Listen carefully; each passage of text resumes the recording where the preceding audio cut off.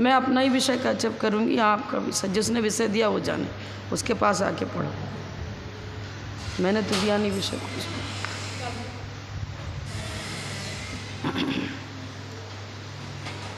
मंगलम भगवान वीरो मंगलम गौतमो गणे मंगलम कुंद कुंदाद्यो जैन धर्मोस्तु मंगलम सर्वमंगल मांगल्यम सर्वकल्याणकारकम प्रधानम सर्वधर्मानां जैनम जयतु शासनम जैनम जयतु शासनम। जय बोलो श्री अनंतानंद परम सिद्ध भगवान की, 1000 श्री शांतिनाथ भगवान की, 1000 चिंतामणि पार्श्वनाथ भगवान की, परम पूज्य आचार्य श्री आदिसागर जी महाराज की, परम पूज्य आचार्य श्री शांति सागर जी महाराज की, परम पूज्य प्रथम गणनियारिका रत्न श्री 105 विजयमती माता जी की, जैन धर्म की, जिनवाणी माता की।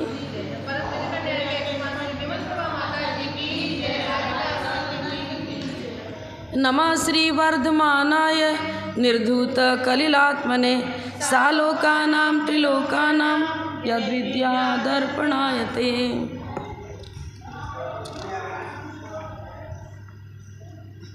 अहिंसाणुव्रत में प्रसिद्धि यमपाल चांडाल की है, जिसने कि चतुर्दशी को अष्टमी को हिंसा करने का त्याग किया था। उस कथा से तो आप सब परिचित ही हो, प्रवचन में एक बार बता भी चुकी हूँ। अब सत्याणुव्रत की कथा देखेंगे। सत्याणुव्रत में धनदेव प्रसिद्ध है। इसी जम्बू द्वीप के पूर्व विदेश क्षेत्र में पुष्कलावती देश है और पुंडरीकिणी नाम की नगरी है। उसमें जिनदेव और धनदेव ये 2 व्यापारी रहते थे। धनदेव सत्यवादी था और दोनों ने परस्पर मिलकर साझे का व्यापार किया। अब क्या हुआ,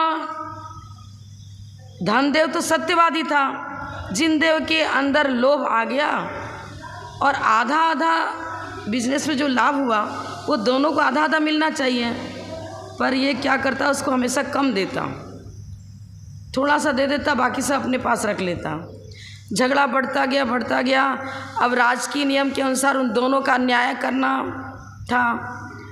तो राजा के पास जब खबर पहुंची तो न्याय के लिए उन्होंने क्या मेथड अपनाया, उन्होंने कहा दोनों के हाथों पर जलते हुए अंगार रखे जाएंगे। अब जिसका हाथ जल जाए समझो बेईमान है, और नहीं जला तो समझ लो सही है। अब इस न्याय के अनुसार जो उसी प्रकार कार्य किया तो धनदेव जो है निर्दोष सिद्ध हुआ।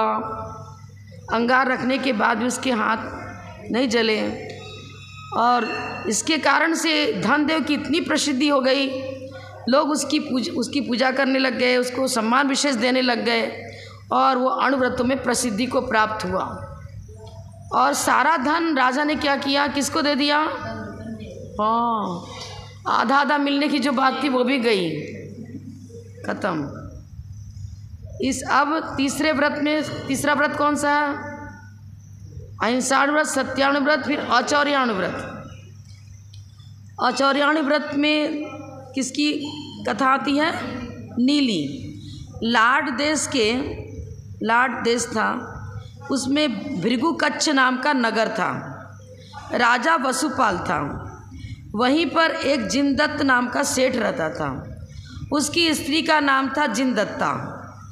उसके एक नीली नाम की पुत्री थी। नीली किसकी पुत्री थी? हाँ, जिनदत्त नाम का सेठ था और सेठानी का नाम जिनदत्त था, उसकी पुत्री का नाम था नीली। वह अत्यंत रूपवती थी। उसी नगर में एक समुद्रदत्त नाम का सेठ रहता था, उसकी स्त्री का नाम सागर दत्ता था। उन दोनों के एक सागर दत्त नाम का पुत्र था, पुत्र का नाम था सागर दत्त। एक बार महापूजा के अवसर पर मंदिर में कायोत्सर्ग से खड़ी हुई अनेक आभूषणों से सुसज्जित और नीली को देखकर सागर दत्त ने कहा, क्या यह कोई देवी है? यह सुनकर उसके मित्र प्रियदत्त ने कहा कि यह जिनदत्त सेठ की पुत्री नीली है, देवी नहीं है। नीली का रूप देखते ही सागर दत्त उसके प्रति आसक्त हो गया। अब कैसे उसे प्राप्त करना, उससे विवाह करने की चिंता हो गई उसको। अब वो जैन को छोड़कर अन्य को तो देगा नहीं, तो उसने क्या किया, कपट से, वे दोनों पिता पुत्र कपट से जैन हो गए और नीली को विवाह करके ले आए। विवाह के पश्चात क्या देखा, अरे ये तो जैन नहीं है। नीली के का जो पिता है उसके घर में उसने फिर उन्होंने नीली का पिता के घर जाना भी बंद कर दिया क्योंकि बुद्ध भक्त था। इस प्रकार धोखा होने पर जिनदत्त ने यह कहकर संतोष कर लिया कि यह पुत्री मेरी हुई ही नहीं है, अर्थात कुआं आदि में गिर गई, मर गई, कुछ भी हो गया, हमें इससे कोई मतलब नहीं। नीली अपने पति को प्रिय थी, अतः वह ससुराल में जिन धर्म का पालन करती हुई एक भिन्न घर में रहने लग गई। देखो बिहार वालों ने भी छोड़ दिया उसकी वजह, क्योंकि उनको तो विधर्मी पसंद नहीं था, मिथ्यात्व सेवन का त्याग था। ये चीज़ है। समुद्रदत्त ने यह विचार किया कि बौद्ध साधुओं के दर्शन से, संसर्ग से, उनके वचन और धर्मोपदेश से सुनने से क्या होगा, यह भी बुद्ध भक्त हो जाएगी, ऐसा सोचा था। एक दिन जिनदत्त ने कहा नीली को, क्या कहा, नीली बेटी, बौद्ध साधु बहुत ज्ञानी होते हैं, उन्हें भोजन कराओ। तदनंतर नीली ने बौद्ध साधुओं को निमंत्रित कर दिया और उनकी एक एक प्राणहिता मतलब, अब प्राणहिता क्या मतलब, पैरों में कांटा वगैरह चुभ जाए तो जूते से रक्षा होती है ना, उसका विशेषण दे दिया है प्राणहिता। वो जूती को अच्छी तरह कूट पीस करके क्या किया, मसाले में मिला दिया और मिला करके वैसा ही भोजन उसको, इनको बौद्ध साधुओं को करा दिया। चेलना की भी कथा इस तरह की आती मिलती जुलती कथा है। वे बौद्ध साधु भोजन कर जब जाने लगे तो उन्होंने पूछा हमारी एक एक जूतियाँ कहाँ चली गई, एक जूती है एक नहीं है। नीली ने कहा कि आप बहुत ज्ञानी हैं, ऐसा सुनने में आया है, और आपको जो वस्तु यहाँ सामने नहीं है वो भी आपके ज्ञान में झलकती है, सर्वज्ञ हो आप, तो आप जान लो आपकी जूती कहाँ गई। नहीं जान पाए, फिर क्या किया, अरे आपकी जूती आपके पेट में है, बता दिया। अब उन्होंने उल्टी करना चालू किया और जूतियों के टुकड़े वमन में निकल आए। अब क्या हुआ, इस घटना से नीली के ससुर तो बहुत ही रुष्ट हो गए, किसने तो मेरे साधु का अपमान कर दिया। उसके बाद क्या हुआ, तदनंतर सागर दत्त की बहन ने क्रोधवश उसके ऊपर झूठा आरोपण लगा दिया, पर पुरुष के संसर्ग का झूठा दोष लगा दिया। जब इस दोष की प्रसिद्धि चारों तरफ हो गई तो नीली ने क्या किया, अन्न जल का त्याग कर दिया और जिनेंद्र देव की प्रतिमा के आगे संन्यास लेकर के काल सर्प मुद्रा में खड़ी हो गई। नियम ले लिया कि जब तक ये मेरे ऊपर जो झूठा दोष लगाया गया है, ये जब तक दोष की निवृत्ति नहीं होगी तब तक मैं भोजन भी ग्रहण नहीं करूँगी। अब क्या हुआ, अतिशय हुआ, सील की महिमा। क्या हुआ, नगर देवता ने देखा कि एक सीलवती नारी पर कुछ ऐसा झूठा आरोपण हुआ है, तो रात्रि को क्या किया उन्होंने, सारे नगर द्वार को बंद कर दिया, किलित हो गए नगर द्वार। नगर के प्रधान द्वार जो है वो बंद हो गए अपने आप, अब खुले ही नहीं। और नगर का जो प्रधान व्यक्ति है उसको शब्द दिया कि ये नगर द्वार तभी खुलेंगे जब पतिव्रता स्त्री के आप सब चरण छुओगे और उनसे प्रति क्षमा याचना करोगे। अब ये प्रधान द्वार बंद हो जाने पर क्या हुआ, अब बहुत व्यापारी को बहुत कष्ट आने लग गया, बहुत सारे व्यापारी चिंतित हो गए। प्रातःकाल नगर के प्रधान द्वारों को किलित देखकर राजा को भी वो स्वप्न आया, उसको स्मरण हुआ कि नगर की सभी स्त्रियों के पैरों के द्वारों की ताड़ना कराई, अरे भगवान, परंतु किसी भी स्त्री के द्वार, ताड़ना मतलब दरवाजे पर ठोकर लगाई, सभी स्त्रियों का पैर उस दरवाजे से टच कराया जाता था, किसी से भी वो दरवाज़ा नहीं खुला। जब सब जिसके ऊपर आरोप लगाया तो उसको तो बाद में देखा जाएगा, पहले तो पर किसी से खुला ही नहीं। सब स्त्रियों के बाद नीली को भी वहाँ उठाकर ले जाया गया, उसके चरणों के स्पर्श से सभी प्रधान द्वार खुल गए। इस प्रकार नीली निर्दोष घोषित हुई और राजा आदि के द्वारा विशेष सम्मान को प्राप्त हुई। और चतुर्थ अणुव्रत, चतुर्थ लिखा इन्होंने, हाँ चतुर्थ लिखा है इसमें ब्रह्मचर्य व्रत में। हाँ इन्होंने हमारी पुस्तक में क्या है ना, संस्कृत में इसको 30 नंबर में डाल दिया। ठीक है, आप समझ लो, कथानक समझना है अपने को। तो चतुर्थ अणुव्रत की कथा है मैं ये ब्रह्मचर्य की।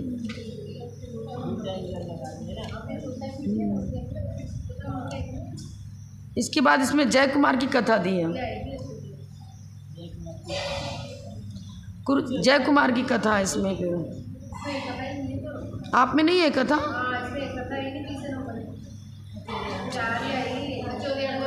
अब जो भी आपको तो कथा समझ लो कि देखो इसने कितना अपने शील व्रत की कितनी महिमा है। हाँ, जिससे कि नगर द्वार अपने आप बंद हो गए, फिर उसके पैर के स्पर्श से खुल गए। श्रीपाल का भी तो ऐसा आता है ना, वो जो सहस्त्रकूट चैत्यालय था वो बंद था, नहीं खुला था। जब श्रीपाल पहुंचा तो उसके हाथ लगाते ही वो दरवाज़ा खुल गया था। व्रतों की महिमा अपने को तो देखनी है, व्रतों की महिमा है। अच्छा,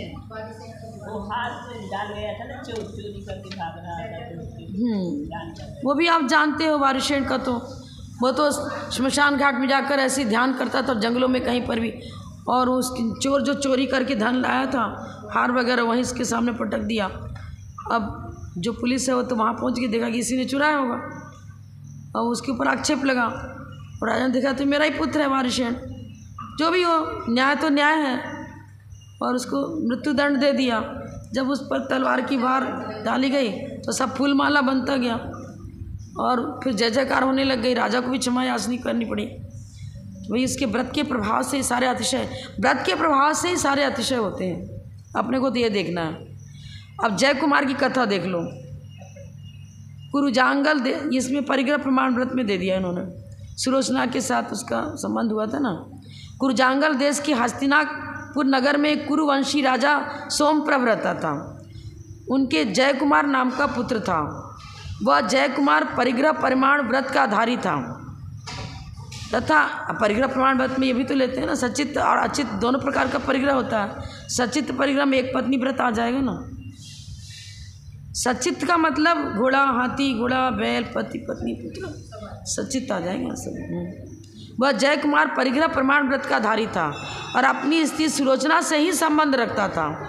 एक समय पूर्व विद्याधर के भवों की कथा के बाद जिन्हें अपने पूर्व भवों का ज्ञान हो गया था, ऐसे जय कुमार और सुलोचना हिरण्यधर्मा और प्रभावती नामक विद्याधर युगल का रूप देखकर मेरु आदि की पर वंदना भक्ति करके कैलाश पर्वत पर भरत चक्रवर्ती के द्वारा प्रतिष्ठित 24 जिनालों की वंदना करने के लिए आए।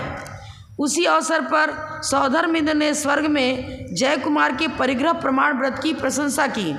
उसकी परीक्षा करने के लिए रतिप्रभ नाम का देव आ गया। उसने स्त्री का रूप रखकर स्त्रियों के साथ जय कुमार के समीप जाकर कहा कि सुलोचना के स्वयंवर के समय जिसने तुम्हारे साथ युद्ध किया था, उस नमी विद्याधर राजा की रानी को, जो कि अत्यंत रूपवती, नव यौवनवती, समस्त विद्याओं को धारण करने वाली और उससे विरक्त चित्त है, स्वीकार करो उसे। वो उससे विरक्षित है, तुम उसे स्वीकार करो। यदि उसका राज्य और अपना जीवन चाहते हो तो ऐसा करो। यह सुनकर जय कुमार ने कहा, हे सुंदरी, ऐसा मत कहो, पर स्त्री मेरे लिए माता के समान है। तदनंतर उस स्त्री ने जय कुमार के ऊपर बहुत उपसर्ग किया, परंतु उसका चित्त विचलित नहीं हुआ। तदनंतर वह रतिप्रभ देव माया को संकुचित कर पहले का सब समाचार कहकर उसकी प्रशंसा करने लगा और वस्त्र आभूषण आदि देकर स्वर्ग में चला गया। क्या समझा आपने? परिग्रह प्रमाण व्रत में दिया है ना, उसको एक पत्नी व्रत था। अब उसको ब्रह्मचर्यान व्रत में भी समझ लो, जैसे भी समझ लो। अब ये सारी भूमिका देते हुए भूमिका यही रही कि देवों की सभा में इसकी प्रशंसा हुई जय कुमार की कि अपने व्रतों में बहुत अडिग है। तब कौन सा देव उसको कौतूहल हुआ, वो सुन करके परीक्षा के लिए आ गया। रतिप्रभ नाम का देव परीक्षा के लिए आ गया कि देखे परीक्षा तो करूं। और सुंदर दिवांगनाओं के सिवा नव यौवनवती ऐसी उस विद्याधर की रानी को उपस्थित कर दिया कि ये तुम पर मोहित है, वो अपने पति को नहीं चाहती, तुम इसका स्वीकार करो, लेकिन उसने स्वीकार नहीं किया। हमारी पुस्तक में इसकी बात आप में किसकी कथा है? इसके बाद कथा हो गई 5 पापों में। सबसे पहले धनश्री की कथा है। ये 5 पापों में हिंसा व्रत में ज़्यादा प्रसिद्ध थी ना। पहले तो हिंसा व्रत ही आएगा। हिंसा मतलब व्रत तो नहीं कहेंगे उसको, हाँ पाप कहेंगे। हिंसा रूपी पाप में प्रसिद्ध है। लाट देश के भृगुकक्ष नगर में राजा लोकपाल रहता था। वहीं एक धनपाल नाम का सेठ रहता था। उसकी स्त्री का नाम धनश्री था। धनश्री जीव हिंसा से कुछ भी विरत नहीं रहती थी, निरंतर जीव हिंसा में तत्पर रहती थी। उसकी सुंदरी नाम की पुत्री और गुणपाल नाम का पुत्र था।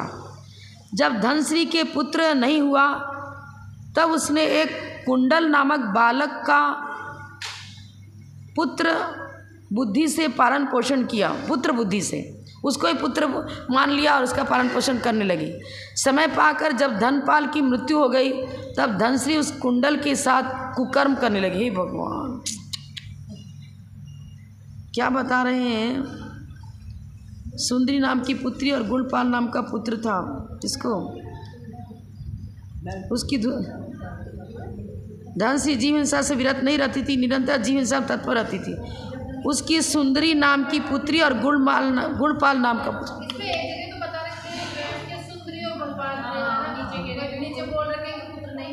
जब धनश्री के पुत्र नहीं हुआ था तब जब पहले उसका पुत्र नहीं हुआ था तब उसने एक कुंडल नामक बालक का पुत्र बुद्धि से पालन पोषण किया। मैंने गोद का पुत्र समझ लो। पहले उसका पुत्र बहुत समय तक हुआ नहीं तो इसने गोद के रूप में समझ लो ले लिया। कुंडल नाम का वो बालक, उसका पुत्र बुद्धि से पालन पोषण उसका करने लग गई और बाद में उसी पर मोहित हो जाती है। इधर धनश्री का पुत्र गुणपाल, अब क्या बता रहे हैं, धनश्री की मृत्यु हो गई, धनपाल की मृत्यु हो गई। समय पाकर धनपाल की मृत्यु हो गई तब धनश्री उस कुंडल जो पुत्र था उसी के साथ कुकर्म करने लगी। इधर धनश्री का पुत्र गुणपाल जब गुण और दोषों को जानने लगा तब उससे शंकित होकर धनश्री ने कुंडल से कहा कि मैं गोरख में गाय चराने के लिए गुणपाल को जंगल भेजूंगी, सो तुम उनके पीछे लगकर उसे वहाँ मार डालो। जिससे उसका लव हुआ था ना, पुत्र के रूप में पालन किया था, उसको सिखा रही है कि इसको पुत्र को मार डालना, तो अपने जन्मे पुत्र को मार डालना, बाद में पैदा हो गया। देखो ऐसा होता है कि शुरू में मान लो पुत्र नहीं है, ठीक है, अब इसकी पूरी भूमिका ये नहीं दे रहे, शॉर्टकट बता दे रहे हैं। पहले तो उसको कोई पुत्र की उत्पत्ति हुई नहीं, फिर इसने इसको पाल लिया। अब पालने के बाद क्या होता है ना, पुत्र के प्रति स्नेह जागृत होता है, जिसको पुत्र नहीं हुआ उसको आगे पुत्र हो जाता है। ऐसा भी है, कई घटना ऐसे सुनने में भी आती है। अब जब बड़ा हो गया उसका बेटा, खुद का जन्मा बेटा, जान लिया कि कहाँ तो इसको पुत्र के पालन किया था, कहाँ इसको पति बना लिया। अब उसको विरक्त होने लगा, अपनी माँ के प्रति उसका मतलब अनुराग था वो हटने लग गया। और जब इसने मंत्रणा करी कि इसको मारने का उपाय जब बताया तो उसकी जो बहन थी, माने अपनी खुद की पुत्री जो थी, उसका पुत्र पुत्री दोनों पैदा हो गए। अब उसने सुन लिया कि मेरे भाई को मारवाने का प्रयत्न किया जा रहा है, वो भी उपाय लगाएगी, ये तो भेज रही मारने के लिए। देखो क्या किया इसने, गुणपाल को जंगल भेजूंगी, सो तुम उसके पीछे लगकर उसे मार डालना, जिससे वो हम दोनों स्वच्छंद होकर रहने लग जाएंगे। यह सब कहती हुई माता को सुंदरी ने सुन लिया, बेटी ने सुन लिया। इसलिए उसने अपने भाई गुणपाल से कह दिया, आज रात्रि में गोधन लेकर गोरख में माता तुम्हें जंगल भेजेगी और वहाँ कुंडल के हाथ से तुमको मरवा डालेगी, इसलिए तुम्हें सावधान रहना चाहिए। गुपचुप जो अर्धरात्रि को बात कर रहे थे ये दोनों, सुन लिया इसने, बहन ने, पुण्य था उसका। धनश्री ने रात्रि के पिछले पहर गुणपाल से कहा, हे पुत्र, कुंडल का शरीर ठीक नहीं है, बीमार है, इसलिए आज गायों को चराने के लिए तुम ले जाओ। गुणपाल गोधन को लेकर, गोधन माने गायों को लेकर जंगल गया और वहाँ एक काष्ठ को कपड़े से लपेटकर ढक दिया और छिप कर बैठ गया। मैंने उसी को पुरुष के आकृति के रूप में दिखा दिया, यही खड़ा है, और अपनी पोशाक उसको पहना दी। समझ लिया कि ये पोशाक तो इसका ही है, समझेगा यही है, उसको मार डालो। उसी गुणपाल समझ करके तलवार से उस पर वार करता है। क्या हुआ, कुंडल ने आकर यह गुणपाल है ऐसा समझकर वस्त्र से ढके काष्ठ पर प्रहार किया। उसी समय गुणपाल ने तलवार से उसे मार डाला। बताओ क्या है, यही है जिसको तुम, वो तो बच, मतलब पाप के उदय से क्या हुआ, जिसको पति के रूप में सेवन कर रही थी वही पुत्री मर गया। हे भगवान, कुंडल की बात को यह तलवार जानती है। गुणपाल ने कहा कि कुंडल की बात को यह तलवार जानती है। तदनंतर खून से लिप्त बाहु को देखकर धनसिंह ने उसी तलवार से गुणपाल को मार दिया। भाई को मारती देख सुंदरी ने उसे मूसल से मारना शुरू किया। इसी बीच में कोलाहल होने से कोतवालों ने धनसिंह को पकड़कर राजा के आगे उपस्थित किया। राजा ने उसे गधे पर चढ़ाया तथा कान नाक आदि कटवा कर दंडित किया, जिससे मरकर दुर्गति को प्राप्त हुई। इस प्रकार प्रथम अव्रत संबंध कथा पूर्ण हुई। अब हिंसा पाप में प्रसिद्धि को प्राप्त हो गई धनश्री। सत्य घोष असत्य बोलने से प्रसिद्ध हुआ। सत्य घोष की तो सबको मालूम है, वो जो रत्न छिपा के रख लिया था, बताओ पूरी। जम्बूद्वीप के भरत क्षेत्र संबंधी सिंहपुर नगर के राजा सिंहसेन रहता था। सिंहपुर नगर में राजा सिंहसेन रहता था। उसकी रानी का नाम रामदत्ता था। उसी रानी का एक श्रीभूति नाम का पुरोहित था। श्रीभूति नाम का पुरोहित, वह जनेऊ में कैंची बांधकर घुमा करता था और कहता था कि यदि मैं असत्य बोलूं तो इस कैंची से अपनी जीवा का छेद कर लूं। इस तरह कपट से रहते हुए उस पुरोहित का नाम सत्य घोष या दूसरा नाम चल पड़ा। लोग विश्वास को प्राप्त होकर उसके पास अपना धन रखने लग गए। वह उस धन में से कुछ तो रखने वाले को दे देता था और बाकी स्वयं अपने हड़प लेता था। लोग रोने लगते पर उसकी कोई सुनता ही नहीं था। भैया तो सत्य बोलता है, ऐसा कर ही नहीं सकता, ऐसी आस्था बन गई ना। तदनंतर एक समय पद्मखंड नगर से एक समुद्रदत्त नाम का सेठ आया। वहाँ सत्यघोष के पास अपने 5 बहुमूल्य रत्न रखकर वह धन उपार्जन के लिए चला गया, बाहर दूसरे पार चला गया। धनोपार्जन करके जब लौट रहा था तब उसका जहाज फट गया। काट के एक पहिए से का सहारा लेकर समुद्र पार करके वो आ गया। कहाँ आ गया? सिंहपुरी में आ गया, जहाँ सत्यघोष के पास धन रखा था आ गया। रंग के समान आते हुए से देखकर उससे मणियों को हरने के इच्छुक सत्यघोष ने विश्वास की पूर्ति के लिए समीप में बैठे लोगों से कहा, देखो यह पुरुष जहाज फट जाने से पागल हो गया है और यहाँ आकर मणि मांगेगा। देखो उस सेठ ने आकर जब कहा कि हे सत्यघोष, मैं इस प्रकार अपनी घटना बता दी कि मैं संकट में पड़ गया था, जहाज मेरा फट गया, अब मैंने जो रत्न आपके पास रखे थे वो दे दो। इसने कहा, अरे पागल चले जा, मेरे पास कहाँ रत्न रखे तुमने, भगा देता है। लेकिन वो बहुत दुखी हुआ और राजमहल के पास जो वृक्ष था, पेड़ था, उसी पर बैठ करके वो पूरी रात चिल्लाता था कि ये सत्यघोष मेरा रत्न नहीं दे रहा है और मुझे पागल कर रहा है, लेकिन वास्तव में मैंने इसी के पास रत्न रखे थे। अब एक दिन उसका रोना सुनकर रामदत्ता रानी ने राजा सिंहसेन से कहा, हे देव, यह पुरुष पागल नहीं है। राजा ने भी कहा, तो क्या सत्यघोष ने चोरी करी है क्या? उस पर संभावना करती है क्या? रानी ने कहा, निर्णय होगा समय पर। अब रानी कहती है, मैं देखूंगी कि कौन सही कौन गलत। क्या किया उसने? राजा ने कहा कि यदि सत्यघोष के चोरी की संभावना है तो तुम परीक्षा करो। आज्ञा पाकर रामदत्ता ने एक दिन राजा की सेवा के लिए आते हुए सत्यघोष को बुलवाया। बुलाकर पूछा, आप कुछ देर से क्यों आए हैं? सत्यघोष ने कहा, आज मेरी ब्राह्मणी का भाई पहुना बनकर आया था, उसे भोजन मैंने दमाद गेस्ट हो गया, उसे भोजन कराते हुए बहुत देर लग गई।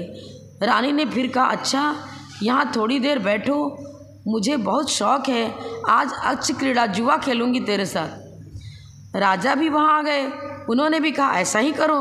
अब राजा की आज्ञा कैसी ताले। तदनंतर जब जुआ का खेल होने लगा तब रामदत्ता रानी ने निपुणमती नाम की स्त्री से उसके कान में लगकर कहा कि तुम सत्यघोष पुरोहित रानी के पास बैठे हैं, उन्हें सत्यघोष पुरोहित रानी के पास बैठे, उन्होंने मुझे पागल के रत्न मांगने के लिए भेजा। अच्छा, उसने कहा कि जाओ सत्यघोष पुरोहित का वो जो रत्न है ना वो ले आओ, वो पुरोहित ने स्वयं मंगाया है। ये कथन ऐसा उसकी ब्राह्मणी ने आकर जब कहा कि रत्न मंगा रहे तुम देव, तदनंतर निपुणमती ने जाकर रत्न मांगे, परंतु ब्राह्मणी ने नहीं दिए। कथानक समझ में आया? अब ये तो रानी को कुछ ना कुछ तो मतलब ये चाल खेलनी पड़ेगी, ऐसे तो रत्न दे ही नहीं रहा सीधा सीधी, तो कूटनीति से रत्न मंगा लेगी ये अपने। अब कूटनीति भी ये गलत नहीं है, क्योंकि वो सही निर्णय लेना चाह रही है ना। रानी ने पुरोहित की अंगूठी जीत ली। निपुणमती ने क्या किया? निपुणमती ने आकर रानी के कान में कहा कि वह नहीं दे रही है। तदनंतर रानी ने पुरोहित की अंगूठी जीत ली। उसे पहचान के रूप में देकर निपुणमती को फिर से भेजा कि जाओ ये निशानी लेकर जाओ और कहो नहीं, पुरोहित के ऊपर बहुत भारी संकट है, तुम तुरंत देव रत्न। अब की बार रानी ने पुरोहित का कैंची सहित जनेऊ जीत लिया, फिर जीत लिया, फिर भी नहीं दिया तो फिर तीसरी बार भेजा। निपुणमती ने उसे पहचान के रूप में दिया और दिखाया। उसे देखकर ब्राह्मणी आश्वस्त हुई तथा नहीं देती हूँ तो पुरोहित कुपित होंगे कि बार बार पुरोहित स्वयं अपना जनेऊ उतार के दे रहा है, तो अब देना ही पड़ेगा। निपुणमती ने रामदत्ता को वो रत्न सौंप दिए। रामदत्ता ने राजा को दिखाया। राजा ने उन रत्नों को बहुत सारे रत्नों में मिलाकर उस पागल से कहा कि अपने रत्न पहचान कर उठा ले। उसने उसी प्रकार जब अपने रत्न उठा लिए तब राजा और रानी ने उस वणिक पुत्र सेठ स्वीकृत किया, अर्थात यह मान लिया कि यह पागल नहीं है, किंतु यह वणिक पुत्र सेठ ही है, स्वीकार कर लिया। क्या हुआ? सत्यघोष ने उसको पागल सिद्ध किया था और वो तो व्यापारी था, सेठ का पुत्र था। अचानक संकट आ गया, जहाज डूब गया और कंगाल हो गया, अपना रत्न मांग रहा था वो तो। अब देखो क्या होता है, कभी कभी रानी भी राजा को फेल कर देती है। वो न्याय नहीं कर सका, रानी ने सही न्याय कर दिया। तदनंतर राजा ने सत्यघोष से पूछा कि तुमने यह कार्य किया है? उसने कहा कि देव, मैं यह काम नहीं करता हूँ, मुझे ऐसा करना क्या युक्त है? क्या मैं ऐसा कर सकता हूँ? अभी भी झूठ बोल रहा है। तदनंतर अत्यंत कुपित हुए राजा ने उसके लिए 3 दंड निर्धारित किए। 3 थाली गोबर खाओ, मृत्यु दंड से तब बचोगे। 3 थाली गोबर खाओ। पहला दंड ये, नहीं खाएगा तो फिर दूसरा दंड क्या? पहलवानों के 3 मुक्के खाओ, और नहीं तो फिर समस्त धन जितना भी घर में है वो पूरा ही जो बेईमानी से आज तक इकट्ठा किया है वो सब राजा ले लेगा, ऐसी बात होगी। उसने विचार किया, अरे यहाँ गोबर कैसे खाऊंगा, नहीं खा सकता। पहले गोबर खाना प्रारंभ किया, पर जब गोबर नहीं खा सका तब कहा ठीक है पहलवानों का मुक्का खा लूँगा। अब मुक्का भी सहन नहीं हुआ, तब सब धन देना पड़ा, धन ही देना पड़ा। अब तीनों दंडों को भोग करके वो मरा और तीव्र लोभ के कारण राजा के खजाने में अंग धन जाति का सर्प हो गया। वहाँ भी मरकर दीर्घ संसारी हुआ। इस प्रकार द्वितीय अव्रत की कथा पूर्ण हुई। असत्य बोलने वाला, इसकी क्या दुर्गति हुई देख लो। धर्म के नाम पर चोरी कर रहा है ना, एक तो चोर प्रसिद्ध ये चोरी कर रहा है, और इसने क्या तरीका अपनाया कि जनेऊ में कैंची बांध ली और घूम रहा है कि जिस दिन मैं असत्य हमसे भूल जाएगा उस दिन अपनी जीभ काट लूँगा। देखो बगुला भगत जिसको बोलते हैं ना, बगुला भगत, और बगुला नदी के किनारे एक पैर से खड़ा होकर ध्यान करता है। मछलियाँ सोचती हैं अरे ये तो ध्यान ही है, ध्यान लगा रहा है, ये थोड़ी कोई कुछ करेगा। और जब मछली पास आ जाती तो फट से पकड़ के खा जाता था। ऐसे ही उस पर जहाँ पर एक बगुला खड़ा था किसी नदी किनारे, राजा रामचंद्र जी वनवास हो गया था ना, 14 वर्ष का वनवास, तो वो भी उधर से निकले उस सरोवर के पास से। अब बगुले की प्रशंसा राम करते हैं तो मछलियाँ क्या कहती हैं, अब दिव्य वाणी हुई जो भी दैविक वाणी हुई जो भी हुआ, अरे राम तुम मर्यादा पुरुषोत्तम कहलाते हो, क्या इस बगुले की प्रकृति नहीं जान सके क्या? राजा तो प्रकृति जानना चाहिए, किसके अंदर कटुकता है, किसने मतलब मायाचारी है नहीं। अरे ये तो मेरे वंश को नष्ट करने वाला है, ये ध्यान ला के बैठा है, और जब हम लोग पास में आते तुरंत पकड़ के ये वंश का नाशक है, महाहिंसक है, ये देखने के लिए दिखाने के लिए ध्यान करके खड़ा है। ये धर्मात्मा की पहचान तुम पुरुषोत्तम राम कहलाते हो, और क्या इतनी पहचान नहीं कर पाए क्या? ये चीज़ है, कभी कभी ऐसा ही होता है। आपको कथानक एक मालूम है ना, जब पांडवों की कथा है तो दीक्षा लेने लग गए, तब भीम ने कहा हम भी दीक्षा लेंगे। अरे एक मन खाना खून खिलाएगा तेरे को, खुराक बहुत तेज है, बहुत ज़्यादा है, तू तो यही राज दरबार में रह, अच्छी से राज्य को संभालो, कोई संभालने वाला होना चाहिए। अच्छा, जब लाख के भाव ने फंसे थे तो भीम साथ में दिया, युद्ध में कहा तो भीम हर जगह भीम आगे कर दिया, युद्ध में विजय तुम प्राप्त करो, और मोक्ष मार्ग में विजय अकेले प्राप्त करोगे तुम, वहाँ हमें पीछे डाल दोगे। लौकिक कार्य के लिए हमको आगे कर दिया, मैं मोक्ष मार्ग में भी आगे रहूँगा। अरे इतना कोई नहीं खिला पाएगा तेरे को, भूखे रहेगा तकलीफ आएगी। अरे यार कुछ नहीं होगा, मैं भी दीक्षा लूँगा, ले लिया मैं भी दीक्षा लूँ, कैसे मैं पीछे नहीं रहूँगा। सब दीक्षित हो गए। अब भीम ने क्या किया, ये नियम लिया, पहले बार दीक्षा के बाद भाले की नोक पर प्रथम ग्रास रख करके इस प्रकार की जो आहार देगा वही मैं आहार करूँगा, तो आहार ही नहीं करूँगा। मैंने बाहर की विधि तो ले ली ऐसी कि राजा महाराजा मुकुटबद्ध राजा रानी, बाहर का नियम अलग अंदर का नियम अलग, तो राजघराने पड़क तो गए, चलो अब अंदर खा भाई, राजघराने में पड़ गए, वहाँ तो सामग्री कमी रहेगी नहीं, तो मतलब ऐसा नियम लिया कि मेरा आहार भी ठीक से हो जाएगा और मेरे भाग्य की परीक्षा होगी, देखे क्या होता है। तो अब सब सामग्री ला दी, एक से एक पकवान मिष्ठान, एक से एक सारी सामग्री, भोज सामग्री होती है, वो थाल का थाल सज के आ गया। अरे वाह, पहले कुछ सामग्री लाई, उठा ही नहीं रहे, फिर और कुछ लाए, अब पूरा तो कमरा भर गया खाद्य सामग्री से, अभी भी तो आहार को उठा ही नहीं रहे। तो रानी ने कहा इसने खूब युद्ध किया है, इसने खूब युद्ध किया है, संभव है कि इसने ऐसी कुछ प्रतिज्ञा ली होगी। दिमाग औरतों का बहुत चलता है राजा महाराजा फेल कर जाते हैं कभी कभी। अब रानी कहती है शस्त्रागार में जाओ, वहाँ से भाला उठा करके लाओ। पागल हो गई क्या तू, यहाँ भाले का क्या, ये तो किचन है, आहार करा रही कि युद्ध करना है, कोई युद्ध स्थल है क्या जो भाला बर्छा चाहिए। अभी चुप रहो, अभी मेरा ऑर्डर चलेगा, वहाँ राजगद्दी पे जाओगे तब तुम अपना ऑर्डर चलाना, यहाँ मेरा ही ऑर्डर चलेगा, मेरा अनुसार करना पड़ेगा, तुरंत जाओ, जल्दी दौड़ के जाओ। वो डांट लगाती, जल्दी जाके जाओ, शस्त्रागार में पहुँचो, भाला लेके आओ। जो भी हो, पत्नी की बात माननी पड़ती भैया। तो आ गया भाला, हाँ ले, क्या करोगे इसको, लो ला कर रख दिया। भालू को अच्छी तरह धोती है, प्राशुद्ध जल से धोती है, और भालू का नोट पर ऐसे ग्रास रखा। अब तो विधि मिल गई, आहार लो, जल्दी हाथ उठाया, फटाफट आहार शुरू कर दिया। और भाले की नोक पर रख कर आहार देना, ये नहीं कि रख दिया इतने मात्र से, भाले की नोक पर ग्रास रखो और फिर उसको ही उठा करके उससे आहार दो।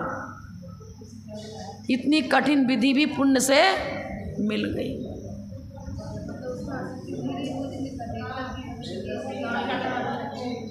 आहार क्या लेंगे, तो साधु तो जब दीक्षा लेते हैं तो उनका तो मतलब जो भी जैसे बोलते हैं ना, आता है ना भ्रामरी वृत्ति, भौरा एक ही फूल पर थोड़ा सा बैठता है, थोड़ा सा उसका चूसता है रस, उसका दूसरे फूस का, तीसरे फूस का, एक एक ग्रास इसका 2 5 7 10 ग्रास लिए बैठ गए।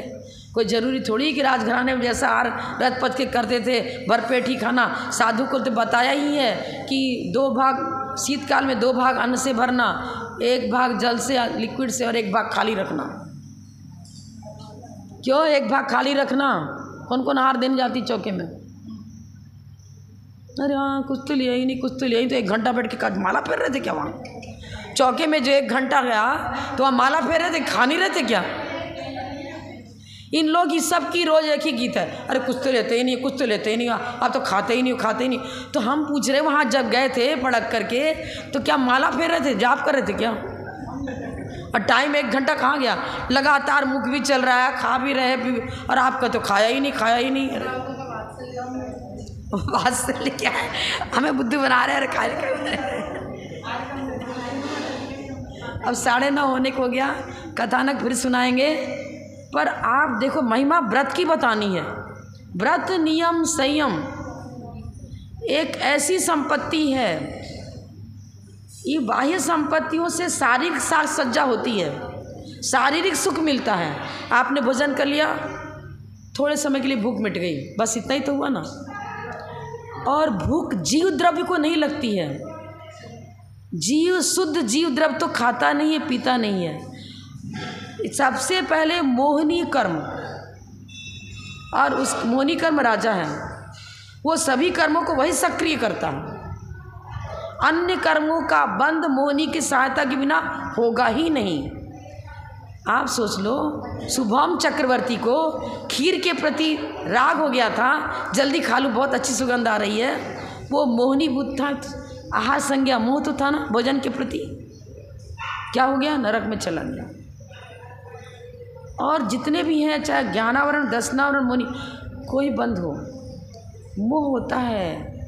अरे ये मेरा है और ये तेरा है, ये मेरा शिष्य है, मैं इसको तो अच्छे से पढ़ाऊँगा। अरे यार दूसरे क्या है इसको क्या पढ़ाना? बंदा यार 13 पंथी हैं, 20 पंथियों को तो मानते ही नहीं है, बंदामी भी नहीं करते हैं और कुछ नहीं करते हैं, और आगे मान लो मेरे पास और हम नहीं पढ़ाते तुमको, जाओ तुम दूसरी जगह पढ़ो। ऐसा कभी नहीं करना।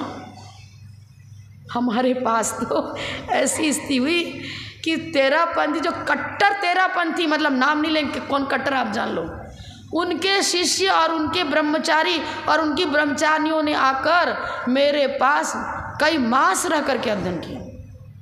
और मैंने प्रयत्न पूर्वक, मतलब 2-2 घंटा ये क्लास, इनकी क्लास बंद करके और इनका प्रतिक्रमण साथ में बंद करके, और उनको समय दिया, उनको पूरी अच्छी तरह पढ़ाया। ज्ञान दान भेद, साधु क्या भेदभाव रखेगा? ये मेरा सपक्ष है तो इसको पढ़ा दो, ये विपक्ष है इसको नहीं पढ़ाना। ये क्या? विपक्षी को तो और वो शत्रुता छोड़ दे, वो समझे ही नहीं। क्या देखो, सर्प डाला था गले में मुनिराज के, और चेलना और सैनिक दोनों ही गए थे ना, दोनों को समान रूप से आशीर्वाद दिया। अभी ब्यावर में चातुर्मास हुआ, अधिकांशतः 80% आचार्य श्री के भक्त थे, समझ में आया?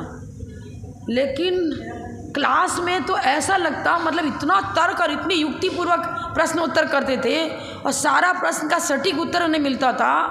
उन्होंने न्याय ग्रंथों का अध्ययन किया, हमारे आलापत्ति ग्रंथ चालू किया था, और अलग से भी कभी कभी आकर नाना प्रकार के प्रश्न करते, और कहने लगे माता जी जो आपसे मिल रहा है मुझे अभी तक नहीं मिला, अभी तक नहीं मिला।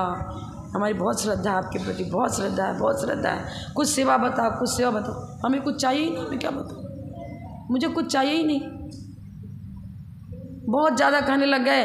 तो एक दिन मैंने कहा कि विनीता दीदी की बेटी पढ़ती है, तो उसका आके मार्बल वाले से कहा कि इसका फीस माफ़ करवा दो। तो बहुत खुश हुए, और जब आचार्य श्री के पास आहार देने के लिए 1 महीना वहीं रहते थे, चौका लगाते थे, उन्होंने चर्चा करी वहाँ पर, वो आर के मार्बल अभी आता था, वो भी आहार देता था उनका ना, तो फीस माफ़ करा दी। तो ज्ञानावरण कर्म का बंद होगा यदि ये सोचोगे कि ये विपक्षी इसको नहीं पढ़ाऊंगा, ये सपक्षी इसको पढ़ाऊंगा। अरे ज्ञान दान करना है, सब तो दिगंबर तीर्थंकरों का ही अनुयायी है। 24 तीर्थंकर, ये क्रियाओं में अंतर है। सम्यक दृष्टि जीव क्रियाओं में अंतर मानने से यदि पक्ष और विपक्ष सपक्ष कहने लग जाए तो मिथ्या दृष्टि। सभी वीतरागता को महत्व देते हैं। सभी आदिनाथ, अजितनाथ, संभवनाथ और 24 तीर्थंकरों के अनुयायी हैं। भैया एक को मान लो लड्डू पसंद है, दूसरे को इमरती पसंद है, बेटे को तो इमरती पसंद है और पिता को लड्डू पसंद है, तो तुम जबरदस्ती कहो कि हम इमरती खाते तो तुमको इमरती खाना पड़ेगा, वो कहे हम लड्डू खाते तुमको लड्डू खाना पड़ेगा, जबरदस्ती। कोई बात में बात है कि अब किसी को आदिनाथ पसंद है तो वो आदिनाथ की पूजा विशेष करता है, भक्तामर विधान करता है। किसी को पार्श्वनाथ पसंद है तो कल्याण मंदिर विधान करता है, पार्श्वनाथ करता है। कोई को महावीर भगवान को पसंद है, कोई को कुछ, लेकिन सब पसंद, क्रियाओं में अंतर। लेकिन एक की आराधना से गुणों की अपेक्षा देखो तो सभी वितरागी सर्वगीतोपदेशी हैं, सभी अनंत चतुष्टय के धारी हैं। न्याय ग्रंथों में लिखा है कौवे से घी की रक्षा करो, इसका मतलब कौवा है तो उड़ा दो, बाकी पक्षी है तो घी खाने दो क्या? नहीं। उपलक्षण माने एक से, जैसे रूपिणा पुद्गला लिख दिया तत्पर सूत्र में, तो पुद्गल में एक ही रूप गुण ही पाया जाता है क्या? अरे उपलक्षण अविनाभावी संबंध, माने एक रहे तो सभी रहेंगे ही रहेंगे। एक चावल का दाना पक रहा था पहले, अब तो कुकर पकाने लग गए, एक दाना टटोलते थे सीज गया, इसका मतलब सब सीज गए। तो एक की जय बोली तो सबकी, सभी तीर्थंकरों की जय हो गई, क्योंकि सभी अनंत चतुष्टयों के धारी हैं, सभी एक जैसे हैं। क्रियाओं में अंतर है। आपको सम्यक शिखर जाना है, एक तो गया एरोप्लेन से, एक गया ट्रेन से, एक अपनी 4 व्हीलर से गया, कोई अपनी हाथी घोड़ा लेके जा रहा है, कुछ जा, तो क्रियाओं में मतलब अलग अलग विधि से जा रहे हैं, लेकिन पहुंचना सबको वही है। कोई फूल चढ़ाकर पसंद हो रहा है, ओरिजिनल फूल चढ़ा रहा है, कोई चावल रंग के चढ़ा रहा है, तो चावल रंग करके उसको पुष्प मान के चढ़ा रहा है, वो गलत नहीं है। स्थापना निक्षेप से वो पुष्प है, स्थापना निक्षेप से पुष्प। तो स्थापना निक्षेप जिन भी में तो क्या पूज नहीं है क्या, है ना? स्थापना निक्षेप से तो 3 मूर्ति, जो मूर्ति विराजमान करी स्थापना निक्षेप, वो भी ठीक है। लेकिन ऐसा यदि ओरिजिनल पुष्प किसी को मिल रहा है और वो अपनी चौकी पर चढ़ा रहा है तो चढ़ा रहा, उसमें कोई गलत नहीं है, पाप का बंध नहीं होता है। अनास्था मत बनाओ, अपनी अपनी रुचि के अनुसार कार्य करो, अपनी अपनी रुचि के अनुसार कार्य करो। आप पीला रंग चावल रंग के चढ़ा लो, आपको दीपक नहीं है तो भाई गिरी को रंग लेते हो, चटक चढ़ा देते हो, दीपम निपांति स्वा। ये आलम्बनों में धर्म नहीं है। आलम्बन तो आलम्बन है, जैसे मैंने बताया सम्यक शिखर जा रहे हो तो किसी चले जाओ, पहुंचना है वहाँ। कोई कलकत्ता से जा रहा तो उसकी ट्रेन वाज सब अलग होगी, आप बॉम्बे से जा रहे हो, कोई यहाँ से जा रहा हो, सब अलग अलग रहेंगे। भाई आलम्बन अलग हो लेकिन लक्ष्य अलग नहीं होना चाहिए। हम वीतरागता के अनुयायी हैं, क्या 13 पंथ, क्या 20 पंथ, क्या 16 पंथ, सब तीर्थंकर के अनुयायी हैं और हम सब तीर्थंकरों के ही भक्त हैं, सब एक हैं। हम तो कट्टा 13 पंथियों के बीच में ज़्यादा चातुर्मास किया मैंने तो। छतरपुर, इसमें सब छतरपुर है, मध्य प्रदेश छतरपुर, वहाँ सब आचार्य श्री के आने टोटल एकदम। और वहाँ पर सारे लोग इतनी, मतलब ये इतना बड़ा हॉल प्रवचन में पूरा भरता था, और क्लास में भी क्या इतनी संख्या रहती थी महिलाओं की, पूछो ही मत। प्रातःकाल जेंट्स लोग अलग से क्लास लेते थे, हमको पढ़ना है पढ़ना है पढ़ना है। और कुंडलपुर बड़े बाबा के यहाँ गए तो वहाँ पर जो ब्रह्मचारी लोग, कभी कभी हम लोग 5-10 मिनट लेट हो जाता है पहुँचने में, सीढ़ियाँ इतनी चढ़नी, यात्रा करना, तो हम लोग का इंतजार शांतिधारा माता ही से बुलवाएंगे, बड़ी माता जी आएंगी तो उनसे शांतिधारा उनसे बुलवाएंगे। आस्था उनकी, क्लास में आते थे, हम उनको कभी डिस्टर्ब नहीं करते। हम भी उनको कभी कोई बात से डिस्टर्ब नहीं, यही चढ़ाना चाहिए, ऐसा करना चाहिए। आपने कह दिया माता जी शांतिधारा, आप बोल दिया, उन्होंने गंधोदक दिया, ले लिया, चल दिया, आगे बंद ना किया। हमारा जितनी, हम अपनी सीमा में रहें तो कोई, सब अपनी अपनी सीमा में रहो, आप अपनी रुचि के अनुसार भक्ति करो, कोई तकलीफ नहीं है। किसी के मंदिर की आमनाएं को आप भंग मत करो। हम 13 पंथी में हैं तो हम वो कहते वैदिक गर्भगुड़ी मत घुसो बाहर से, हाँ हम तो ऐसे ही करेंगे। माता जी कैसे, जैसा हम कहते वैसे कर लेती है। तो वहाँ हम लोग गए थे यहाँ हसनापुर, तो वहाँ पर बोले जिसमें पानी है ना बचता है, वो नारियल भी हमारे मंदिर में नहीं चढ़ता है। गेट पर एक आदमी खड़ा रहता था मैनेजर के ऑफिस के पास। वो जो नारे लेके घुसे तो बजाता था, और कहता नहीं चढ़ेगा। तो बड़ी माता जी की दीक्षा जयंती या जन्म जयंती कुछ आई थी, तो फिर हमने कहा विधान कराना है। तो उसने सब बता दिया, ऐसे गोला चढ़ाना है, हाँ ठीक है चढ़ाएंगे। क्षेत्रपाल का अर्घ नहीं चढ़ा, हाँ नहीं बोलेंगे। कोई देवी देवता का अर्घ, हाँ नहीं बोलेंगे। और गोला चढ़ाना है, ऐसे करना वो करना। हम जो तुम कहते हो ना, तुम्हारा ही पंडित रखो, और जो पंडित हमको पुस्तक दे देगा मंत्र बोलो, हम वही मंत्र बोल देंगे, हमें क्या करना है। तो मजा थी गजब की है। तो माता जी ये तो सब में हाँ हाँ हाँ हाँ ठीक है भाई। आप यहाँ के, आपका ट्रस्ट, आपकी विधि, आपका मंदिर, आपका जो नियम कानून है। हमारा तो मंदिर नहीं, हम तो परिग्रह त्यागी हैं और क्रियाओं में उलम। मेरा तो काम सिर्फ भाव पूजा है, मेरी तो द्रव्य से मेरा संबंध ही नहीं है। हम तो साधु पीछी का मंडल है, हम तो द्रव्य पूजा करते ही नहीं है। द्रव्य पूजा आप श्रावक करते हो, आपका आमना है, आपकी पत्ती आप जानो। अब वो तो इतना प्रभावित हुआ मैनेजर, तेरापंथी कट्टर तेरापंथी आमना है। और मंदिर जब बोलता है प्राचीन दिगंबर जैन मंदिर तेरापंथ लिखा रहता है वहाँ। अब कोई भी भक्त है, अरे माता जी के भक्त है, फटाफट कमरा खोलो, फटाफट पूरी सुविधाएं हर पार से, मतलब एक आवाज़ में ही हर काम छोड़ करके पहले माता जी का काम करना। क्यों? ये है पंथ व्यामोह से अति दूर और वीतराग मार्ग को पकड़ो। जहाँ जो आमराय चल रहा है, जो मंदिर जिस पद्धति चल रही है, हमें उन पद्धति से क्या लेना देना है। हमें तो उन्हें धर्मोपदेश देना है, हमें उन्हें संयम के मार्ग पर बढ़ाना है, उनको व्रत नियम संयम दर करके मोक्ष मार्गी बनाना है, त्याग मार्ग पर लाना है। ये मेरी यामना, ये तेरी यामना है, ये चढ़ाओ, ये नहीं चढ़ाओ, यूँ करो, खड़े होकर के पूजा करना, बैठ के नहीं करना। एक कहता बैठ के ही करने दूंगा, खड़े होकर नहीं करने। ये क्या है? मैंने उनसे कहा कितने भगवान पद्मासन से मोक्ष गए और कितने खड्गासन से मोक्ष गए। जो मोक्ष जा सकते हैं पद्मासन से, इतनी विशुद्धि बढ़ सकती है कि मोक्ष जा सकते हैं, तो फिर पूजन पद्धति में इतना निषेध क्यों? यहाँ तो शुभोपयोग की भूमिका है। जब शुद्धोपयोग की प्राप्ति हो सकती है पद्मासन से, तो इतना कट्टर मत बनो, खड्गासन ही होना चाहिए। अरे कुछ खड्गासन अधिक खड्गासन से गए, पद्मासन से कम गए, इतना ही तो है ना। पर विशुद्धि तो बढ़ती है ना। अब जिसके पैरों में ताकत नहीं है, वो जबरदस्ती खड़े होते हैं, तो कभी टेबल का सहारा लेते हैं, कभी जयमाला में बैठ जाते हैं।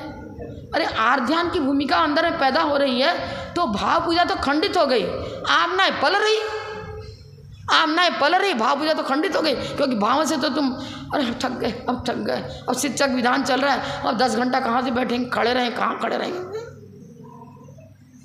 बड़नगर में माता जी ने विधान कराया था, तो कुछ तेरापंथी भी आके महाराज माता जी मैं भी विधान में बैठ सकता हूँ क्या? मैं खड़े होकर करूँगा, मैं 20 पंथ आना, मतलब फल फ्रूट्स कुछ नहीं चढ़ाऊँगा। अरे बहुत अच्छी बात है, तुरंत कमेटी को बुलाया, वो टेबल लगाओ खड़े होकर पूजन करने वालों की, और तेरापंथ के अनुसार से उनका द्रव्य लगाओ, और बजा के नारियल देखते, हाँ इनको सूखा नारियल देना, ये पान नहीं चढ़ाएंगे, नहीं चढ़ाएंगे। और उनको बड़ा जैसे जैसे वो चाहते थे कि मेरे को ऐसा द्रव्य चाहिए, उनको वैसा ही द्रव्य दिलाना, और उनकी विधि से उनको विधान में बैठने देना, कोई तकलीफ नहीं। क्या लोग मतलब पूरा बड़नगर समर्पित, क्यों? हमको क्या मतलब पंथ विशुद्ध सागर विशुद्ध महाराज का प्रवचन सुनने का है, वो कहते हैं पंथ व्यामोह तो होना ही नहीं चाहिए। पंथ व्यामोह है तो सम्यक दर्शन और रत्नत्र की चर्चा मत करो। रत्नत्र की चर्चा है तो इसकी चर्चा नहीं होगी, इसको छोड़ना पड़ेगा। दोनों दो दिशा हो गई, अब जिस दिशा जाना पसंद हो ऐसा करो। जय बोलो परम पूज्य प्रथम गणनी हरिका रत्न श्री 105 विजयमती माता जी की जय, जय धर्म की जय, जय मानी माता।